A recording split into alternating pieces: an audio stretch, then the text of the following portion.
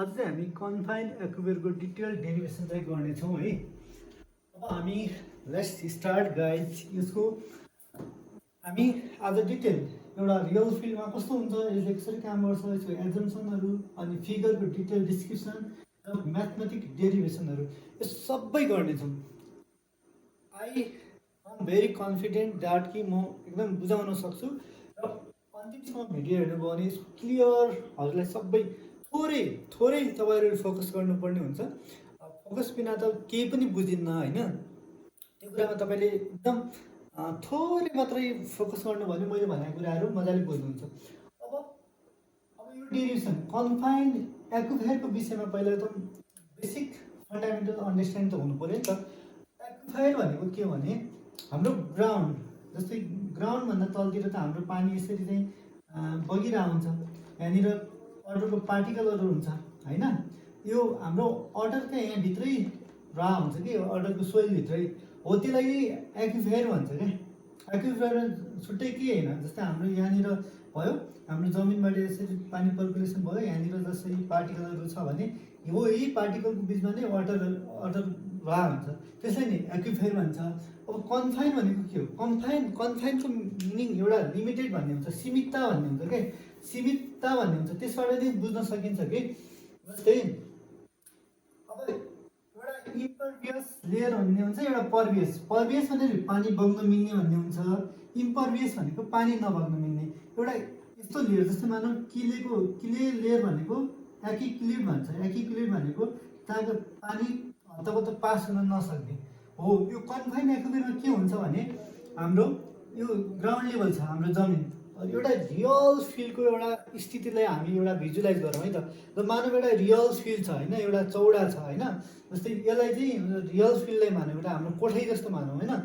त्यो कोठा यो ग्राउन्ड लेभल भयो, सुरुमा ग्राउन्ड लेभल त हुन्छ, यसरी ग्राउन्ड लेभल त हुन्छ होइन, ग्राउन्ड लेभल हुन्छ। त्यो ग्राउन्ड लेभलबाट हाम्रो तलतिर यस्तो सिचुएसन हुन्छ हामीले नदेख्दाखेरि के हुन्छ भने यसरी हामीले ड्रिल गऱ्यौँ भने, यहाँ ड्रिल गऱ्यो भने पानी यहाँ माथि हुँदैन, पानी के हुन्छ तल यो इम्परभियस लेयर एउटा हुन्छ, इम्परभियस स्टार्डम अथवा इम्परभियस लेयर एउटा हुन्छ। योभन्दा तलतिर दुईवटा चाहिँ इम्परभियस स्टार्डम बिचमा पानी यसरी यहाँ रहेछ भने त्यसलाई के भन्छ भने कन्फाइन्ड एक्युफायर भन्छ। अहिले अनकन्फाइन्डमा के हुन्छ, अनकन्फाइन्डमा यहाँनिर माथिल्लो हुँदैन, तल्लो मात्र हुन्छ, तल्लो इम्परभियस स्टार्डम मात्र हुन्छ, माथिल्लो हुँदैन। अब त्यो कन्फाइन्ड एक्युफायरको एउटा कन्सेप्ट भइहाल्यो। अब फिगरमा हाम्रो खासमा ल्याब टेस्ट गर्दाखेरि के हुन्छ, ल्याब टेस्ट गर्दाखेरि के को भ्यालु चाहिँ एकुरेट आउँदैन, किनकि त्यहाँ स्याम्पल डिस्टर्बेन्स भइहाल्नु हुन्छ। किनकि स्याम्पल डिस्टर्ब हुनुको मतलब हामीले फिल्डबाट ल्याएको स्याम्पल चाहिँ हामीले ल्याबसम्म ल्याउँदाखेरि के न के यसको ओरिजिनल स्ट्रक्चर त गुमाइसकेको हुन्छ। त्यस कारणले गर्दा यो के को भ्यालु चाहिँ हाम्रो कोएफिसिएन्ट अफ पर्मेबिलिटीको भ्यालु चाहिँ एकुरेट हुँदैन क्या, एकुरेट हुँदैन। त्यस कारणले गर्दा एकुरेट नभएको कारणले गर्दा हामी त्यो फिल्डमै एकुरेट भ्यालु फाइन्ड आउट गर्नको लागि एउटा लार्ज सिभिल इन्जिनियर स्ट्रक्चरहरूको लागि चाहिँ यो कन्फाइन्ड एक्युफायर को लागि चाहिँ अथवा अनकन्फाइन्ड फिल्डको रियल फिल्डको कन्डिसन कस्तो छ त्यसमा चाहिँ हामीले के को भ्यालु फाइन्ड आउट गर्छौँ है, के को भ्यालु फाइन्ड आउट गर्छौँ, के को भ्यालु फाइन्ड आउट गर्छौँ है। के को भ्यालु फाइन्ड आउट गर्नको लागि हाम्रो फिल्डमा के गर्छ भने सुरुमा चाहिँ एउटा ड्रिलिङ गरिन्छ, मेन ओइल खनिन्छ। सुरुमा मेन ओइल खनिन्छ, जसको मेन ओइलको रेडियस आरडब्लु भनेर चिनौँ, रेडियस अफ द ओइल भनेर आरडब्लु भनेर गरौँ। एउटा मेन ओइल खनिन्छ। मेन ओइल चाहिँ जबसम्म यो हाम्रो कन्फाइन छ भने सुरुमा एउटा स्टार्डम छेडेर जान्छ, सेकेन्ड स्टार्डम नपुगेसम्म हामीले मेन ओइल खन्छौँ। यसरी फिल्डमा यसरी मेन ओइल खन्छौँ। त्यसको केही सर्टेन डिस्टेन्स रेडियस अथवा सर्टेन डिस्टेन्स हरिजन डिस्टेन्समा अर्को अब्जर्भेटरी ओइल खन्छौँ है, यहाँनिर अब्जर्भेटरी ओइल खन्छौँ। त्यसको भन्नाले मेन ओइलको सेन्टरबाट र त्यसको सेन्टर R1 र R2 डिस्टेन्स छ है। त्यसको भन्नाले मेन यसरी एउटा ओइल खन्यो, अर्को ओइल परतिर खन्यो, अलिक परतिर दुईवटा ओइल खन्यो। दुईवटा ओइल खन्यो भने अब यसको लास्टमा रिजल्टमा मैले कसरी चाहिँ के फाइन्ड आउट गर्छ भन्ने कुरा म त्यसरी पनि भन्छु होइन। अहिले चाहिँ यसरी चाहिँ हामीले जो दुईवटा खन्छौँ। अब हाम्रो के हुन्छ, एउटा रहस्यमय कुरा के हुन्छ, पानी त यहाँभित्र खदिया हुन्छ। यदि यदि ओइल हामीले यसरी ड्रिल गऱ्यौँ भने पानीको लेभल चाहिँ यो अनकन्फाइन्ड भन्दा माथि आउँछ के, किनभने यहाँ त प्रेसरले एकदम दबिया हुन्छ क्या पानी। खासमा यसको प्रेसर हेड छ नि, यसको प्रेसर हेड बढी नै हुन्छ। जस्तै यहाँ यसको लेभलबाट यसको लेभलसम्म प्रेसर हेड चाहिँ यसको बढी हुन्छ। त्यस कारणले गर्दा यसको पानी यहाँनिर ड्रिल गर्न बित्तिकै पानी माथि आउँछ कि यो लेभलमा आउँछ पानी है, पानी यो लेभलमा आउँछ, पानी चाहिँ यो लेभलमा आउँछ, माथि आउँछ। अब त्यो पानी यो लेभलमा आइसकेपछि अब हाम्रो के हुन्छ भने यसको थिकनेस चाहिँ हाम्रो इम्परभियस स्टार्टनको थिकनेस चाहिँ बी हुन्छ है, त्यसरी बुझौँ। अनि यसको ओरिजिनल ग्राउन्ड वाटर टेबल चाहिँ यो यसरी जुन यसरी यहाँनिर हुन्छ, यसरी यसरी यहाँनिर यो लेभलमा हुन्छ, त्यो कुरा बुझ्नु पऱ्यो। अर्को चाहिँ हाम्रो इम्परभियस स्टार्टमबाट है ओरिजिनल वाटर लेभल यो लाइन हो, यो लाइन हो। जब हामीले पम्पिङ स्टार्ट गर्छौँ सुरुमा चाहिँ यो ड्रिल मात्रै गऱ्यो भने यसको लाइन चाहिँ हरिजेन्टल हुन्छ, यसको वाटर टेबल चाहिँ हरिजेन्टल हुन्छ है, यसको वाटर टेबल चाहिँ हरिजेन्टल हुन्छ। जब हामीले पम्पिङ सुरु गर्छौँ त्यसै पानी चाहिँ यसरी यसको पानीको लेभल चाहिँ यसरी रेडियली चाहिँ ड्र डाउन हुन थाल्छ कि। अनि यो पाराबोलिक सेपको हुन्छ, त्यसलाई चाहिँ हामी कोन अफ डिप्रेसन भन्छौँ, यसलाई कोन अफ डिप्रेसन भन्छौँ होइन।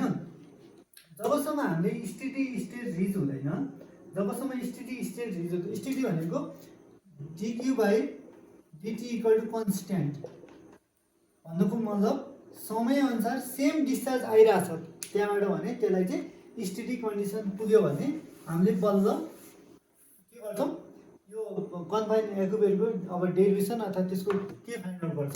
अब यो रियल फिल्ड कन्डिसनको यसरी यो भइहाल्यो, यो भनेको फिगरबाट पनि रियल फिल्ड कन्डिसन यसरी चाहिँ गर्छन् भन्ने कुरा बुझ्नु पऱ्यो है।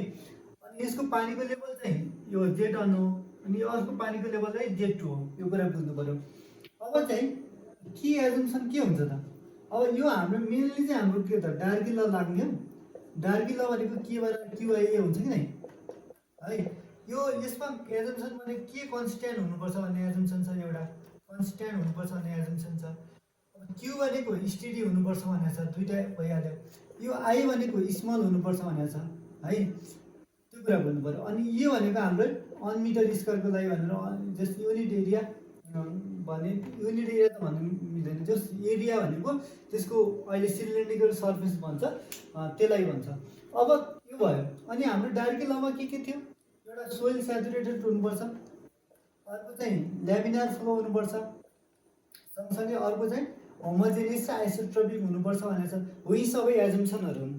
अनि फ्लो चाहिँ रेडियल हुनुपर्छ, यसरी रेडियल फ्लो हुनुपर्छ भन्ने यी एजम्सनहरू भयो है।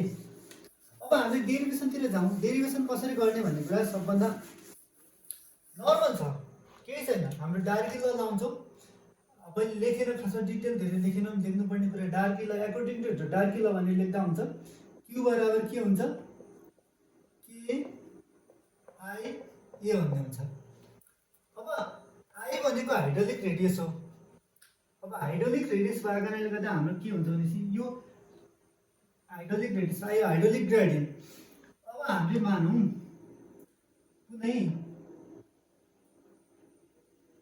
कुनै यसरी गइरहेछ भने, जस्तै यहाँनिर पनि यो स्मल, अब यसरी बुझौँ, जुन यो लाइनमा मैले यसरी ड्र गरेँ, जस्तै एउटा ओइल हाम्रो यसरी आइरहेछ, एउटा ओइल यसरी आइरहेछ होइन, जस्तो अब्जर्भेटिभ यी दुई अब्जर्भेटिभ ओइल हुन्। अब हाम्रो यदि चाहिँ हामीले यहाँनिर स्मल एउटा सेक्सन लियौँ अरे, यसरी हाम्रो स्लोप हो नि त, यो के होइन नि, जस्तै हाम्रो कुनै पनि वाटर लेभलको स्लोप नै हाइड्रोलिक ग्रेडियन्ट हो नि। जस्तै मानौँ हाम्रो यो लेभलबाट यसरी पानी गइरहेछ भने यसरी पानीको लेभल यहाँनिर छ, यहाँनिर छ भने यी दुईको यो स्लोप छ नि, यो स्लोप नै के हाइड्रोलिक ग्रेडियन्ट हो। किनभने यो येलो यो भनेको head different by head different head different by L भनेको आई हो भने यो भने स्लोप हो नि, tan theta equal to p/b भने जस्तै यो स्लोप हो। अब हाम्रो यो स्मल के छ, यो यसको डिरेक्सनमा हाम्रो जेड छ भने dz भयो। अब यसको डिरेक्सनमा के छ, आर छ, हामीले स्मल लिइरहेको छौँ dr भयो। हो यो tan थीटा भने नि स्लोप भने नि यो हाइड्रोलिक ग्रेडियन्ट भनेको स्लोप हो के, स्लोप अफ के त वाटर टेबल। यो भने हाम्रो यो जुन वाटर टेबल छ नि सडन ड्र डाउनको हो, यो नै के त स्लोप हो। यो स्लोप नै हाइड्रोलिक ग्रेडियन्ट हो, त्यो कुरा बुझ्नु पर्यो। मेनली यति बुझ्नु पर्यो है।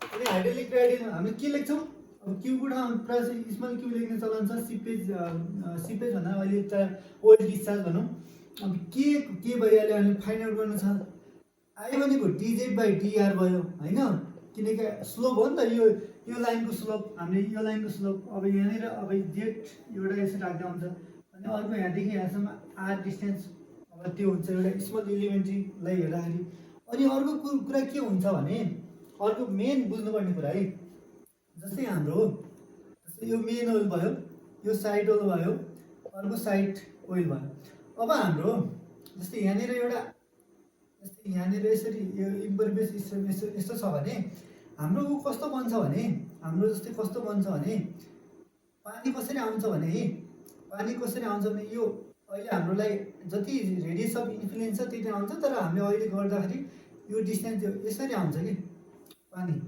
यसरी चाहिँ एउटा सिलिन्ड्रिकल सर्फेस बन्छ अनि यसरी पानी आउन थाल्छ यसरी आउन थाल्छ पानी यसरी भएर माथि पम्पिङ हुने हो कि त्यस कारणले गर्दा हाम्रो सिलिन्ड्रिकल सर्फेसबाट पानी यसरी बुझौँ न जस्तो मानौँ हाम्रो यो ओइल छ अर्को ओइल छ भनेपछि यस्तो राउन्ड सर्कुलर बाट रेडियस अफ इन्फ्लुएन्स बनेर बल्ल पानी आउने हो सिलिन्ड्रिकल सर्फेस मानेर एजुम गरेर हामी मान्छौँ अब ए भनेको सिलिन्ड्रिकल भनेको 2 आर हो एउटा अनि हाइट कति छ हाम्रो हाइट त हाम्रो यो कन्फाइनले गर्दाखेरि बी हुन्छ जस्तै यो जेड हाइट किन हुँदैन भने यहाँ एले कन्फाइन गरिरहेछ त्यस कारणले बी हुन्छ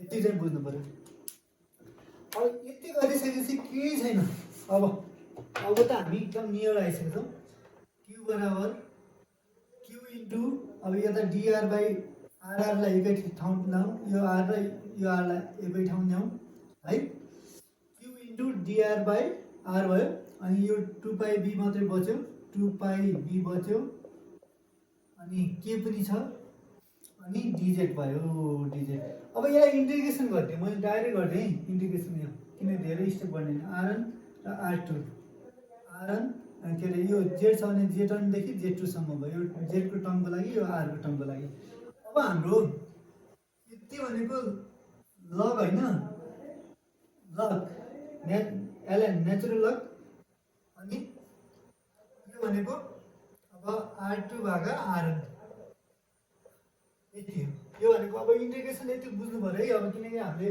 यत्रो इन्जिनियर लेभलमा आइसक्यो यति नर्मल गएर बुझ्नु पऱ्यो सिधै फर्मुलाबाट आउँछ डिआर बाई आर भनेको एलएन आर हो एलएन आर भनेको R two minus L N R two minus L N R N हुन्छ एलएन आर2 माइनस आरएन भनेको यो डिभिजन हुन्छ यो सबै जम्मै रुलहरू युज गरेर अनि अर्को 2πb भयो अनि के भयो इन्टु के हुन्छ यो डिजेड भनेपछि जेड मात्रै बाँकी रहन्छ नि जेड मात्रै बाँकी रहन्छ जेड2 माइनस जेड1 हुन्छ क्या जेड2 माइनस जेड1 बाँकी रहन्छ अब के छ त यो यसको भ्यालु फाइन्ड आउट गर्न लाग्यो अब के इक्वल टु के भयो क्यू एलएन आर2 बाई आरएन भागा के र 2πb जेड2 माइनस